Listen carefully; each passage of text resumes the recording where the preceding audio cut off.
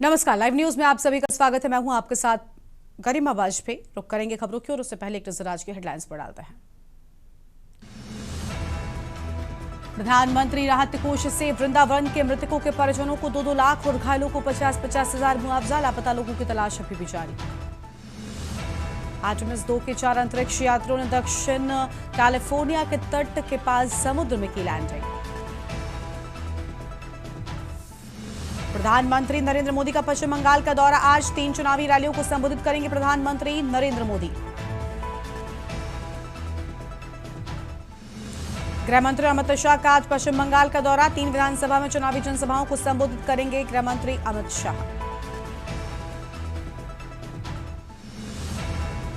12 राज्यों की एसआईआर में कुल 6.08 करोड़ लोगों का नाम कटा। यूपी में सबसे ज्यादा 2.04 करोड़। बंगाल में 91 लाख वोटर फाइनल लिस्ट से बाहर। मणिपुर में बंगाल के बीएसएफ जवान की गोली मारकर हत्या। उखरुल में पेट्रोलिंग ड्यूटी पर तैनात था जवान। यहां फरवरी से जारी है हिंसा। आप देख रहे हैं के न्यूज, खबरों का सारथी। रुक करते हैं खबरों की ओर। रायपुर से खबर है, मुख्यमंत्री विष्णुदेव साय का सिविल लाइन में कार्यक्रम। मुख्यमंत्री निवास में बुलाई गई महत्वपूर्ण बैठक। कुछ पलों में शुरू होगी मुख्यमंत्री साय की बैठक। बैठक के बाद सीएम बीजेपी प्रदेश कार्यालय जाएंगे। लगभग दोपहर 12 बजे प्रदेश कार्यालय जाएंगे और ज्योतिबा फुले की जयंती कार्यक्रम में होंगे शामिल। दोपहर 1 बजे मुख्यमंत्री निवास वापस लौटेंगे। ये बड़ी जानकारी आपको हम बता रहे हैं। बड़ी खबर आपको बता दें, बैठक के बाद सीएम बीजेपी प्रदेश कार्यालय जाएंगे। ये अहम खबर आपको हम बता रहे हैं। बैठक के बाद सीएम बीजेपी प्रदेश कार्यालय जाएंगे। बड़ी खबर आपको हम बता दें, लगभग दोपहर 12 बजे प्रदेश कार्यालय जाएंगे।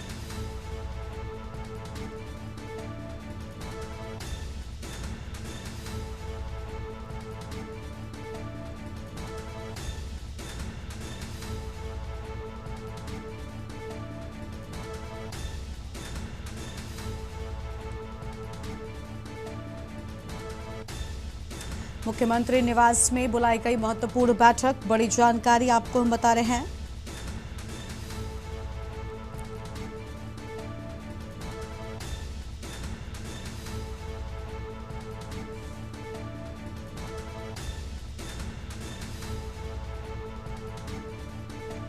बैठक के बाद का भी कार्यक्रम सामने आया। लगभग दोपहर 12 बजे प्रदेश कार्यालय पहुंचेंगे। ये बड़ी जानकारी आपको हम बता रहे हैं।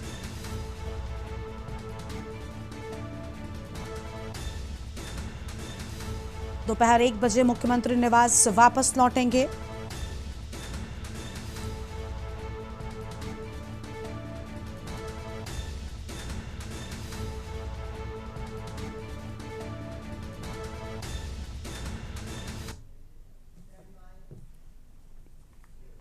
अगली खबर मिर्जापुर से आपको हम बताते हैं, जहां पर अधिवक्ता राजीव सिंह को गोली मारकर हत्या किए जाने की बात सामने आई है।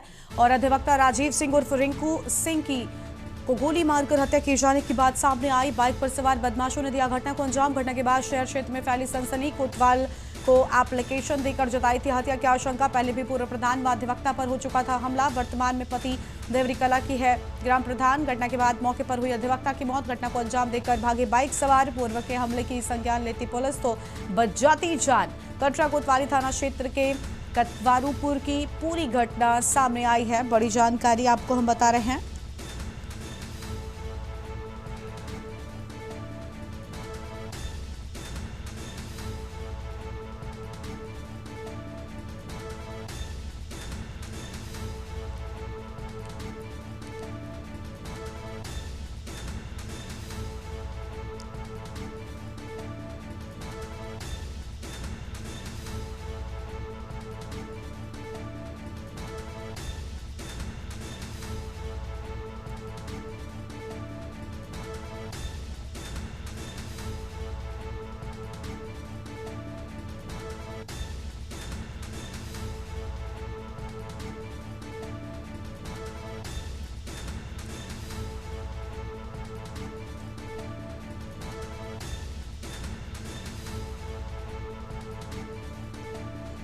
बड़ी जानकारी आपको हम बता रहे हैं। घटना के बाद शहर क्षेत्र में फैली सनसनी।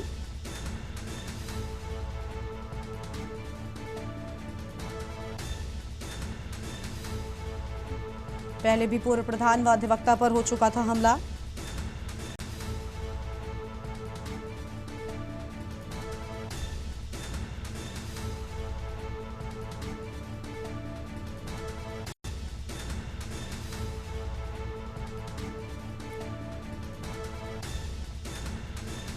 घटना के बाद मौके पर हुई अधिवक्ता की मौत। घटना को अंजाम देकर भागे बाइक सवार। बड़ी जानकारी आपको हम बता रहे हैं।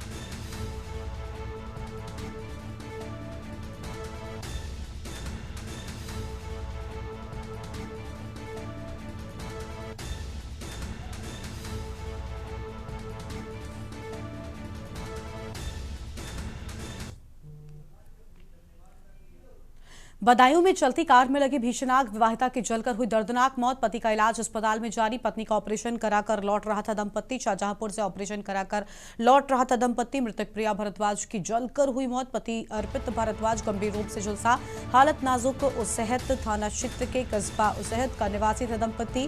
उसैहत थाना क्षेत्र के गांव रौता के पास की पूरी घटना सामने आई है।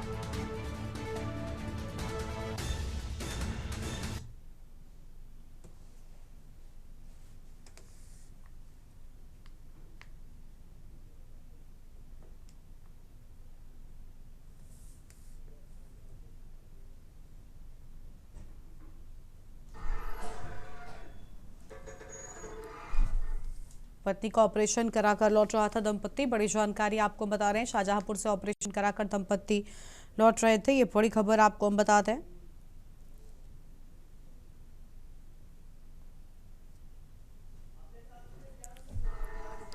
और इसी खबर पर बातचीत के लिए हमारे साथ हमारे संवाददाता ज्ञान सिंह जुड़ चुके हैं। इसी खबर पर ज्ञान, पूरी जानकारी क्या है? पत्नी का इलाज कर वापस लौट रहे थे।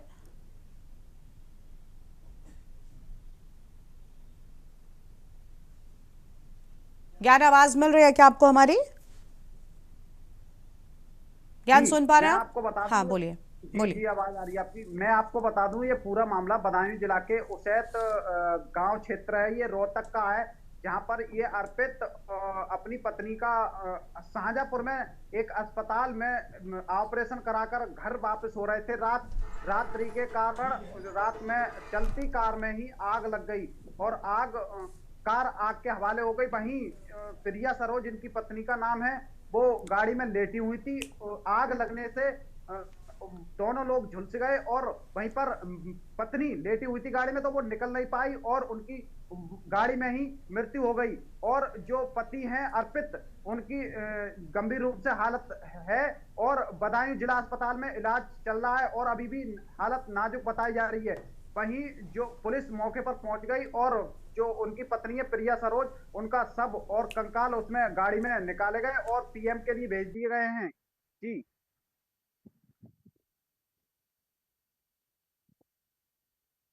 आई है, बड़ी जानकारी आपको हम बता दें। बदायूं से खबर सामने आई थी। बड़ी खबर बदायूं से आपको हम बता रहे हैं। शुक्रिया आपका हमारे साथ जुड़ने के लिए। तो पत्नी का ऑपरेशन कराकर लौट रहा था दंपत्ति।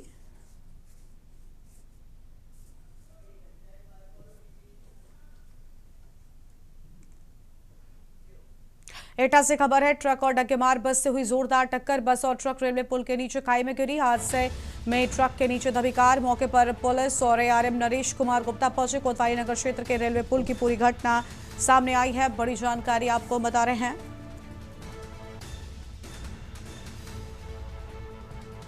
हादसे में ट्रक के नीचे दबी कार।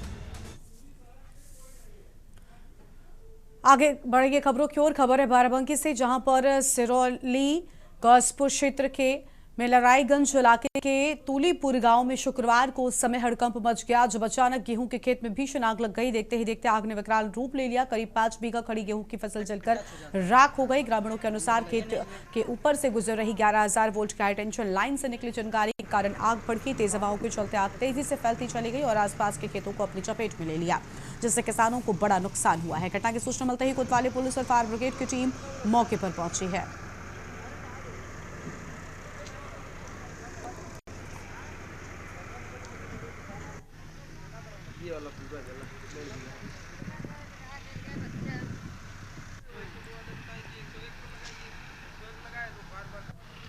घटना एक बत्ती बिजली से हुई थी। बच्चा हवा चलती थी, तार में तार पता नहीं कैसे क्या हुआ, वैसे हमारे उधर खेत में गिरा। अब हमारा खेत जलने लगा भैया। हमारा सारा खेत। कितना नुकसान हो गया आपका?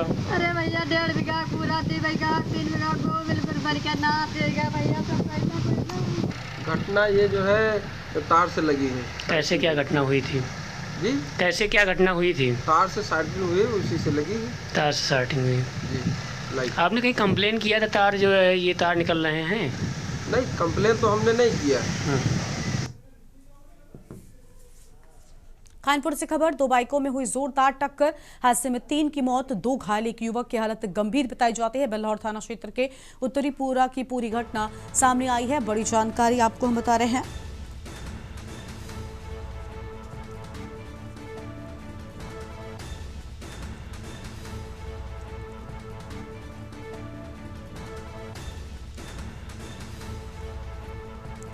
बेल्लौर थाना क्षेत्र के उत्तरी पूरा की पूरी घटना आपको हम बता रहे हैं। कानपुर से खबर, 2 बाइकों में हुई जोरदार टक्कर।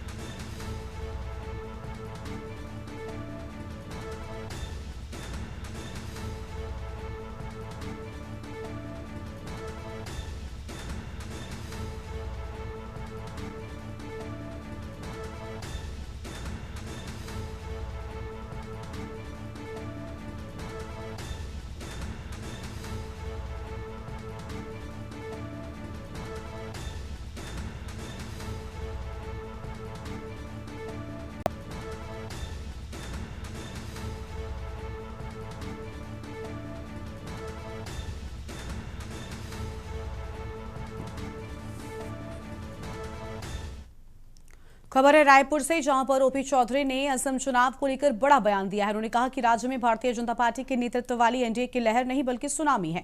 चौधरी के अनुसार इसका असर 4 तारीख को नतीजों में साफ दिखेगा। उन्होंने बताया कि गठबंधन 103 सीटों पर फोकस कर चुनाव लड़ रहा है और 90 सीटों से अधिक जीतने की उम्मीद है।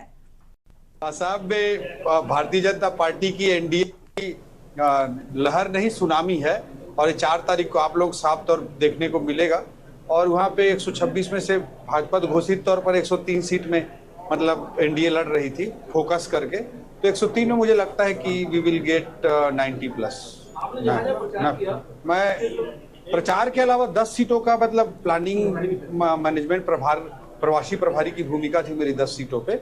10 सीटों में एक सीट तो वो 23 में से एक सीट थी, बाकी 9 में 9 मुझे लगता है कि हम जीत जाएंगे। आप मैच करिएगा 4 तारीख को। सीटों के नाम बता दे रहा हूं मैं, जो लमडीन, होजाई, बरहमपुर, करियाबोर, बोकाखाट, खोमताई, देरगांव, सरूपथार और गोलाघाट, ये 9 सीट। उस एक सीट के अलावा मैं देख रहा था बीना कांडी के, जिसको हम लड़ ही नहीं रहे थे मान लीजिए।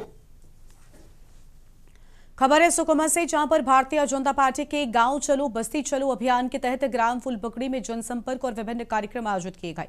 कार्यक्रम में भाजपा जिला उपाध्यक्ष दिलीप बेदी, जिला पंचायत सदस्य माटे बारसे और मंडल महामंत्री जोगा बारसे शामिल हुए। अभियान के दौरान कार्यकर्ताओं ने उप स्वास्थ्य केंद्र और फुलपकड़ी की साफ सफाई की और गाँव में घर घर जाकर लोगों से संपर्क किया। इस दौरान ग्रामीणों को केंद्र और राज्य सरकार की योजनाओं का अधिक लाभ लेने के लिए जागरूक किया गया तथा उनकी समस्याएं भी सुनी गई।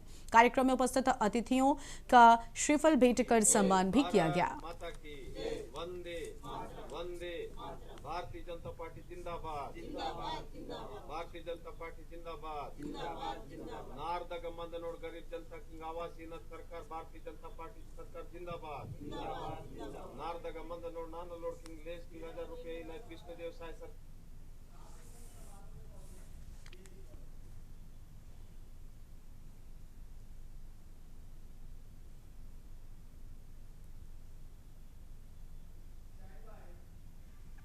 और देहरादून में छात्र संघ समारोह में डीएवी कॉलेज में पहुंचे मुख्यमंत्री पुष्कर सिंह धामी की आपको हम तस्वीरें दिखाएंगे।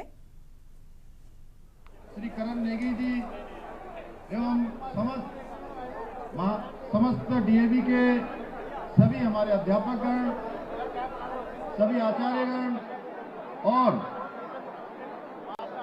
आज जिनके निमित्त ये शानदार कार्यक्रम यहाँ पर हो रहा है और जिनके लिए आज यहाँ पर हमारे भाई मासूम शर्मा जी, जिन्होंने अभी आप सब लोगों को बोला है कि खाने का पूरा स्वाद आएगा, लेकिन थोड़ी देर खाने को जो है पकने में समय लगता है ना, तो बस बहुत जल्दी जो है आप सबके बीच में आएंगे। मैं उनका भी अपनी ओर से बहुत स्वागत करता हूं और डीएवी कॉलेज के सभी छात्र एवं छात्राओं का आज के इस अवसर पर मैं हृदय से सबका स्वागत करता हूं, अभिनंदन करता हूं और आज आप सबकी ऊर्जा और उत्साह से भरा हुआ ये वातावरण देखकर सच में मैं आप सबके बीच में आकर आज अभिभूत हूं कि इतनी बड़ी संख्या में ये नौजवानी क्या होती है, इसका नजारा आज सच में मुझे फिर से स्मरण करवा रहा है, जब मैं भी आप ही की तरह एक विद्यार्थी था और छात्रों के बीच में काम करता था। भाइयों, आप सभी केवल युवा विद्यार्थी मात्र नहीं है, बल्कि इस देश का आप सब वर्तमान भी है और आप भविष्य के भी कर्णधार हैं। आपकी ऊर्जा, आपके सपने, आपका संकल्प यही भारत को आने वाले कल की दिशा और दशा तय करने वाला है। आज आपके बीच में आकर सच में मुझे, जब मैं लखनऊ विश्वविद्यालय में आप सबकी तरह छात्र होता था, उस छात्र जीवन की स्मृतियां फिर से ताजा हो रही हैं और उस समय हम लोग ज्ञानशील एकता परिषद की विशेषता, ऐसा नारा विद्यार्थी परिषद के कार्यकर्ता के रूप में लगाया करते थे। साथियों, ये छात्र राजनीति का दौर हमारे जीवन का एक अत्यंत महत्वपूर्ण चरण होता है। ये केवल चुनाव जीतने का माध्यम नहीं होता है, बल्कि नेतृत्व क्षमता, संगठन कौशल और सामाजिक उत्तरदायित्व को पूरा करने का भी एक महत्वपूर्ण चरण होता है। और यही वो समय होता है जब हम अपने विचारों को अभिव्यक्त करना सीखते हैं, समाज की समस्याओं को समझते हैं और उनके समाधान के लिए संकल्प लेकर आगे बढ़ते हैं। और जब हम इस कार्य में अखिल भारतीय विद्यार्थी परिषद जैसे संगठन से जुड़ते हैं तो न केवल हम अपने चरित्र निर्माण और नैतिकता की सीख को सीखते हैं, बल्कि सामाजिक जिम्मेदारियों के प्रति भी जागरूक होते हैं।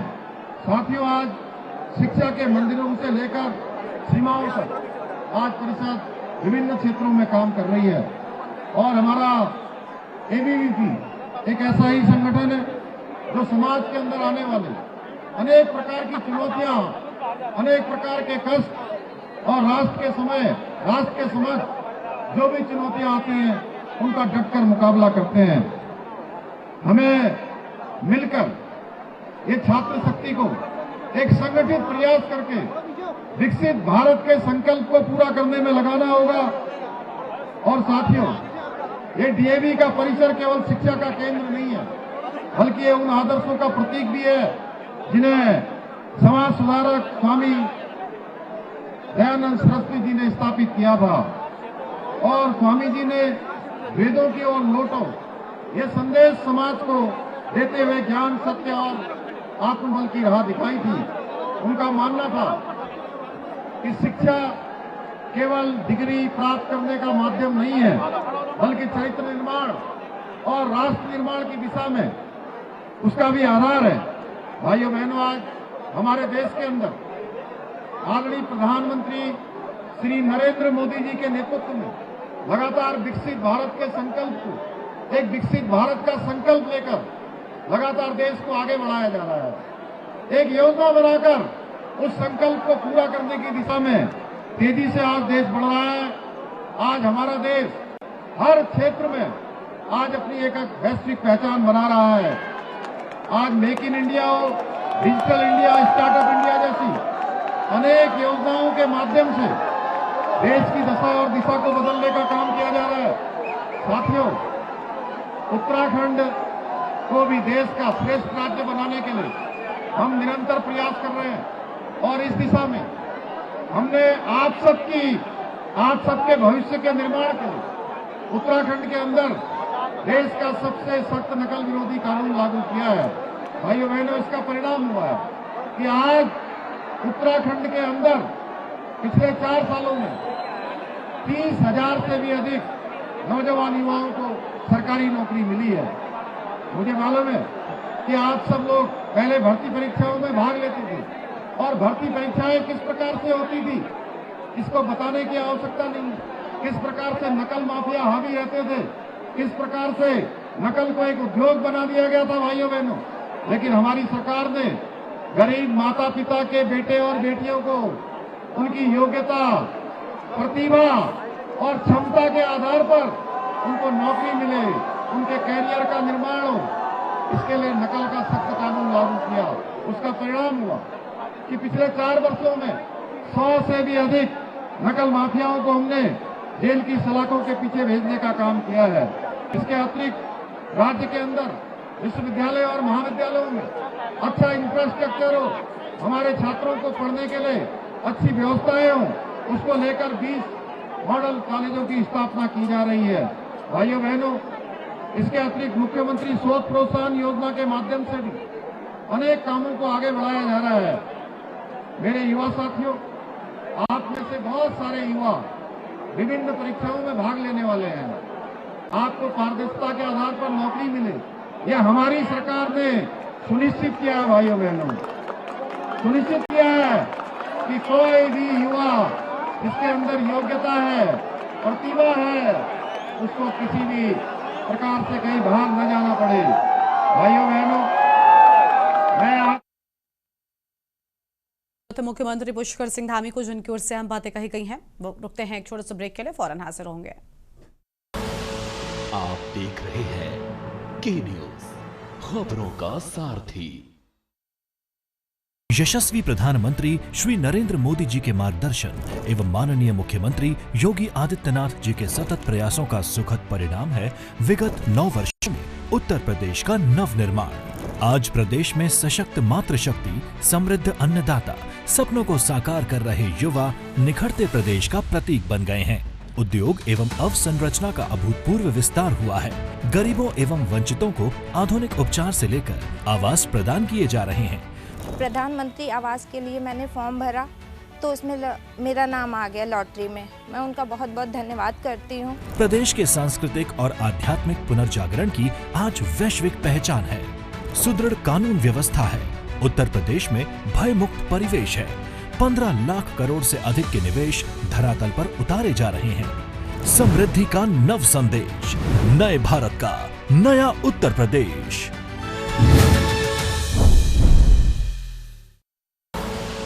आप देख रहे हैं के न्यूज, खबरों का सारथी। ब्रेक के बाद आप सभी का स्वागत है। एक बार फिर से आपको देहरादून लेकर चलते हैं। मुख्यमंत्री धामी क्या कुछ कह रहे हैं सुनेंगे।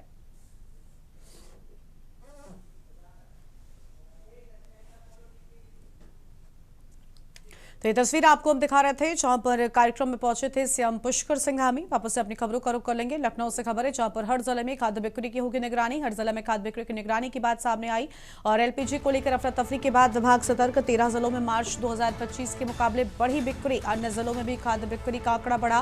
कालाबाजारी पर कार्रवाई के निर्देश दिए गए हैं। सभी जिलों में खाद्य की बिक्री की निगरानी बढ़ी। अहम जानकारी आपको हम बता रहे हैं और खपत की जांच के निर्देश। बिक्री के प्रतिदिन होगी समीक्षा। बलिया में सर्वाधिक खाद्य बिक्री प्रतिशत में बढ़ोतरी।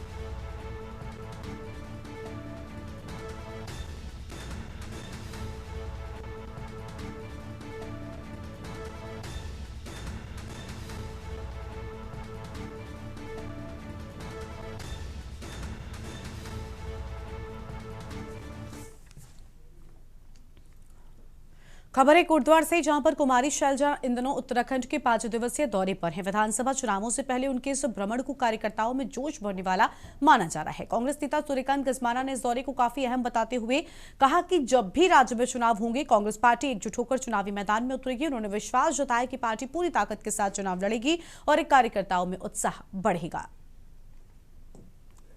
चाहे रुद्रपुर हो, चाहे हल्द्वानी हो, चाहे कोटद्वार हो, चाहे देहरादून हो, चाहे हरिद्वार हो, सारी जहाँ जहाँ वो जा रही हैं कार्यकर्ता गर्मजोशी के साथ न केवल उनका स्वागत कर रहे हैं बल्कि इस समय पार्टी में उनको जिस प्रकार का रिस्पांस मिल रहा है मैं समझता हूँ कि एक बिगुल बच चुका है। विधानसभा चुनाव इस वर्ष के अंत में या 27 की शुरुआत में हो। यूपी के मेरठ जिले से एक बेहद सनसनीखेज और दिल दहला देने वाला मामला सामने आया है। आपको बता दें कि सदर बाजार क्षेत्र में एक बंद मकान से शुक्रवार की रात एक युवती का शव बरामद होने से सनसनी फैल गई। शुरुआती जांच में सामने आया कि लगभग 5 महीने पहले युवती की मौत हो चुकी थी और शव उसी घर में पड़ा रहा। जानकारी के अनुसार मृतका का पिता घटना के बाद घर छोड़कर देहरादून चला गया था और फिर वापस नहीं लौटा। शक होने पर भतीजे ने घर में प्रवेश किया, जहां तेज दुर्गंध आने पर पुलिस को सूचना दी गई। सूचना पर पहुंची पुलिस ने दरवाजा खुलवाकर शव को कब्जे में लिया और फॉरेंसिक टीम को मौके पर बुलाया है। टीम ने साक्ष्य जुटाए हैं। पुलिस ने मृतका के पिता की भूमिका को संदिग्ध मानते हुए उसकी तलाश शुरू कर दी है। मामले की जांच जारी है।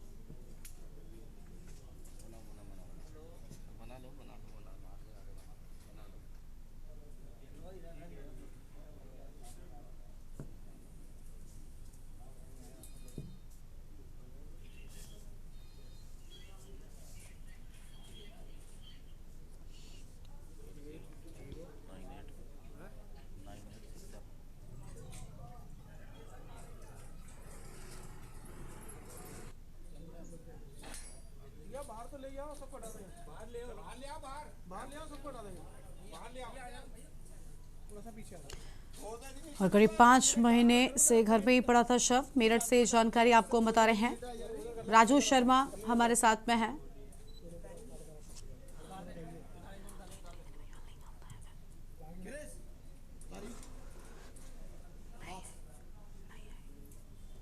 राजू शर्मा हमारे साथ में जुड़ चुके हैं। राजू, पूरी जानकारी क्या है, ये पूरा घटनाक्रम कैसे हुआ?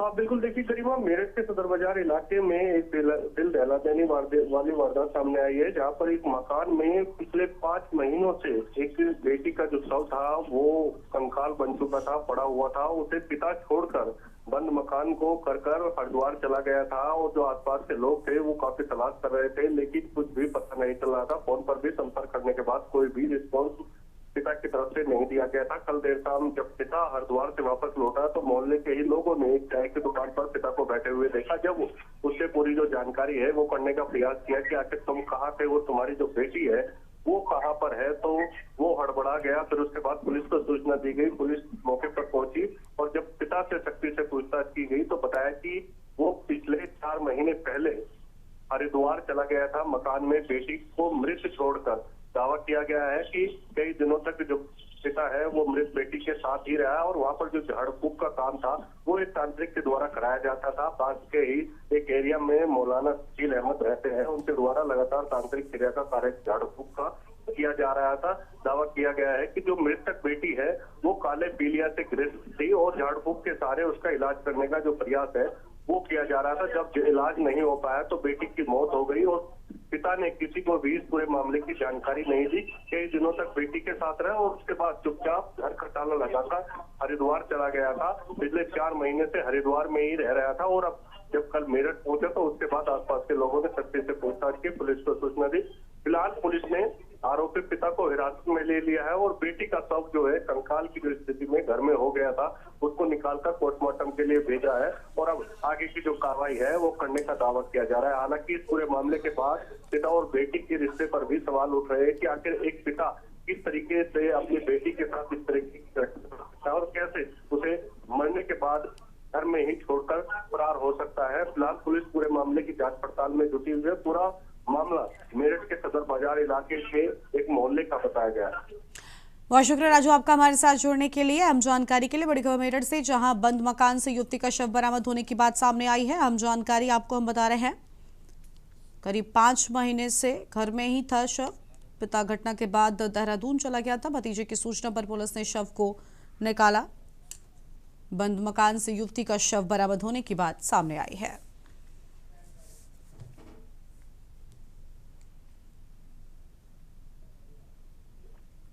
लखनऊ से खबर है, शादी वाले घरों को बड़ी राहत मिली है। अब शादी वाले घरों को मिलेंगे 8 सिलेंडर। विवाह कार्ड के साथ करना होगा आवेदन। 2 दिन में 250 परिवारों ने किया आवेदन और जरूरत के अनुसार दिए जाएंगे कमर्शियल सिलेंडर। अधिकतम 8 सिलेंडर देने की बनाई गई व्यवस्था।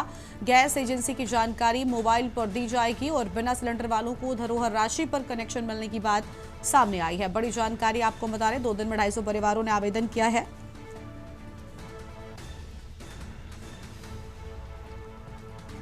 जरूरत के अनुसार दिए जाएंगे कमर्शियल सिलेंडर।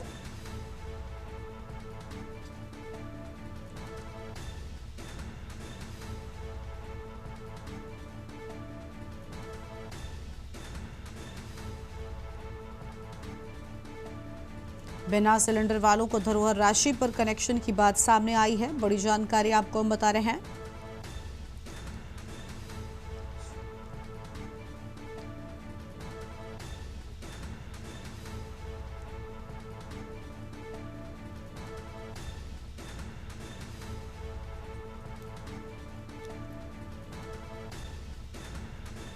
दो दिन में 250 परिवारों ने किया आवेदन। अहम जानकारी आपको हम बता रहे हैं।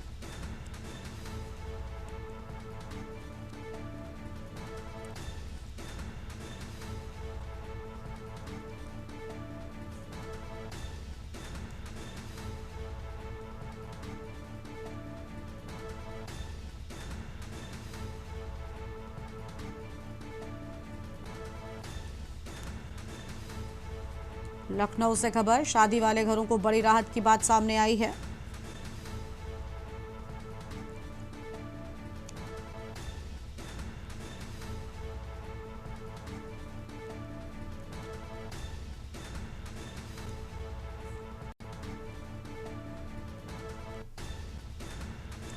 दो दिन में 250 परिवारों ने आवेदन किया है। बड़ी जानकारी आपको हम बता रहे हैं।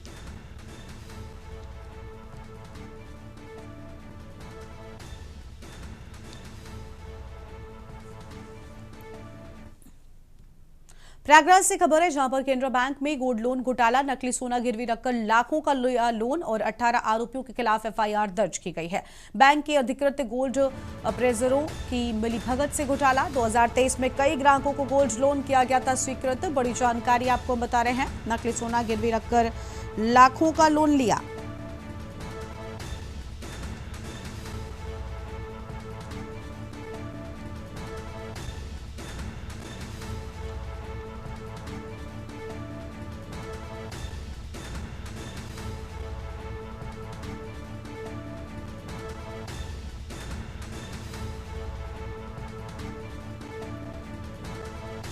बड़ी जानकारी आपको हम बता रहे हैं। बैंक के अधिकृत गोल्ड अप्रेजरों की मिलीभगत से घोटाले की बात सामने आई है।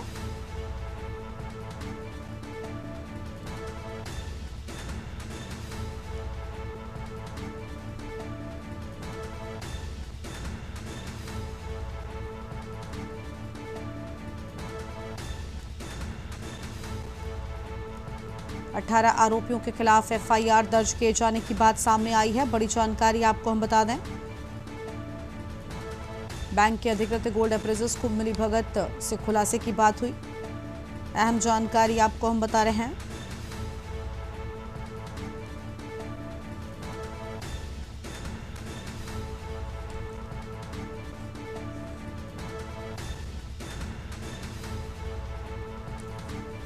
बड़ी जानकारी आपको हम बता दें, 2023 में कई ग्राहकों को गोल्ड लोन किया गया था स्वीकृत। अहम जानकारी आपको हम बता रहे हैं।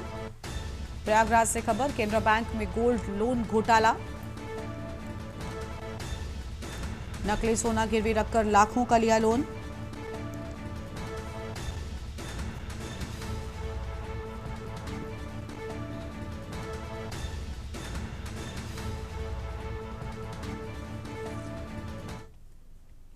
अगली खबर का रुख करेंगे। अगली बड़ी जानकारी आपको हम जौनपुर से बताते हैं। डॉक्टर दिनेश चंद्र सिंह ने कड़े तेवर दिखाते हुए अदालत के आदेश के अनुपालन में सख्त कार्रवाई की है। सड़क दुर्घटना के 6 मामलों में न्यायालय के निर्देश के बाद डीएम ने सदर तहसीलदार का वेतन अग्रिम आदेश तक रोकने के निर्देश दिए। इसी क्रम में बदलापुर तहसीलदार का वेतन रोकने का भी आदेश जारी किया गया है। यह निर्णय अधिकारियों के साथ हुई बैठक के बाद लिया गया। डीएम की इस कार्रवाई से शासकीय कार्यों में लापरवाही बरतने वाले अधिकारियों में हड़कंप मच गया। बताया जाता है कि हाल ही में न्यायालय द्वारा डीएम के वेतन को लेकर हुए आदेश और उसके वापस लिए जाने के बाद प्रशासनिक सख्ती बढ़ गई है।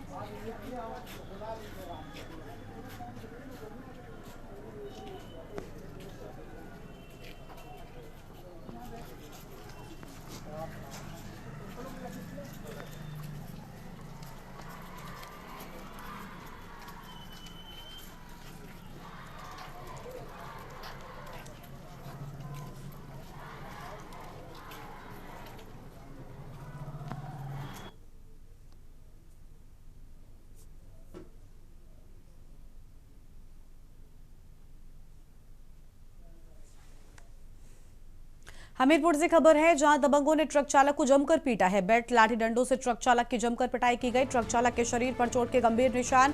गाली गलौज का विरोध करने पर ट्रक चालक को पीटा गया। दबंग मारपीट कर धमकी देते हुए मौके से हुए फरार। पीड़ित ट्रक चालक ने पुलिस से लगाई न्याय की गुहार।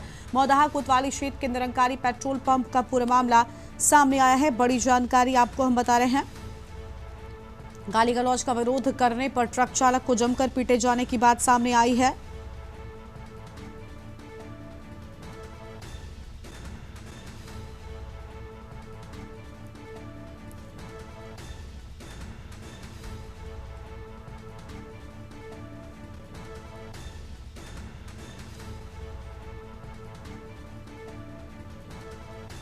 मौदाहा कोतवाली क्षेत्र के निरंकारी पेट्रोल पंप का पूरा मामला सामने आया है।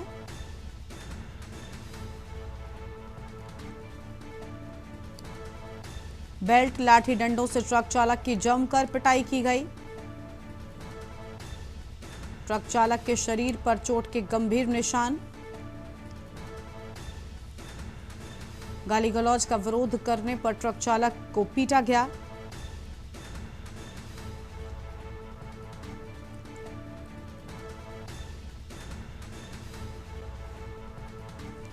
दबंग मारपीट कर धमकी देते हुए मौके से हुए फरार। बड़ी जानकारी आपको हम बता रहे हैं। पीड़ित ट्रक चालक ने पुलिस से लगाई न्याय की गुहार।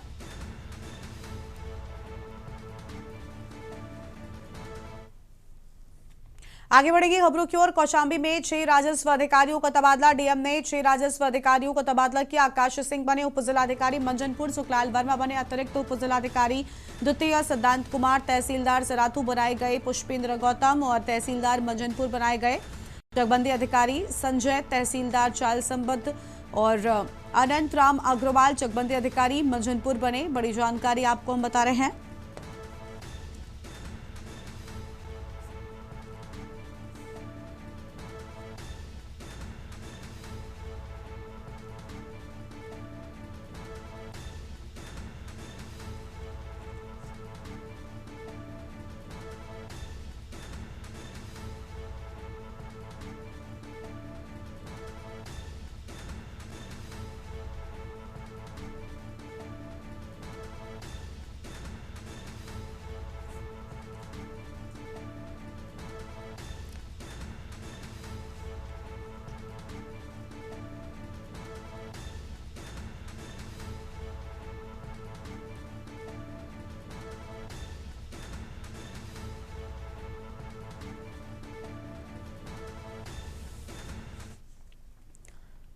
अगली खबर कानपुर से है, जहां पर पत्रकार अंकुश श्रीवास्तव की माताजी का 60 वर्ष की आयु में आकस्मिक निधन हो गया, जिससे मीडिया जगत में शोक की लहर दौड़ गई। जानकारी की माने बीती रात करीब 1:15 बजे उन्हें अचानक हार्ट अटैक आया और इससे पहले परिवार के लोग कुछ समझ पाते उनका निधन हो गया। 60 साल की मनु श्रीवास्तव के निधन से परिवार गहरे शोक में डूब गया है। मनु श्रीवास्तव के निधन की सूचना मिलने पर परिचितों ने घर जाकर शोक संतप्त परिवार को ढांढस बंधाया है।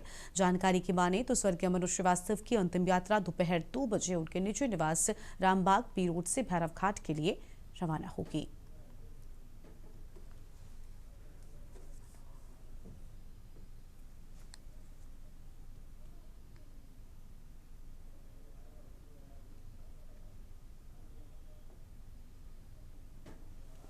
पत्रकार अंकुश श्रीवास्तव की माताजी का निधन हुआ। देर रात हार्ट अटैक के चलते मां का निधन हुआ। 60 वर्ष की आयु में मनु श्रीवास्तव ने अंतिम सांस ली है।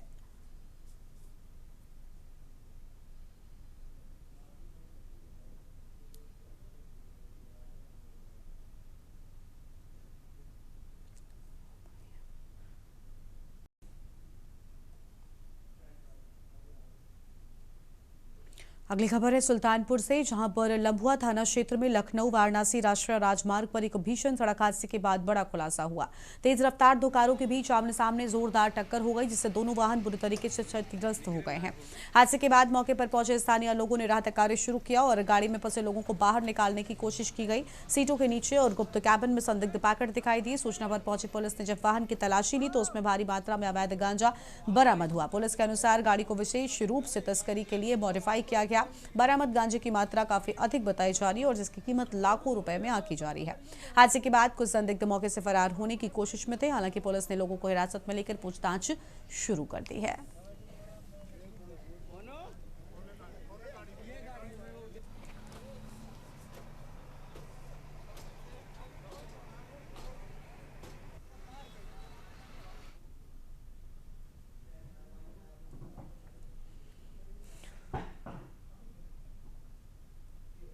इस बुलेटिन में इतना ही। तमाम बड़ी खबरों के लिए आप देखते रहिए न्यूज़ इंडिया। नमस्कार। आप देख रहे हैं के न्यूज़, खबरों का सारथी।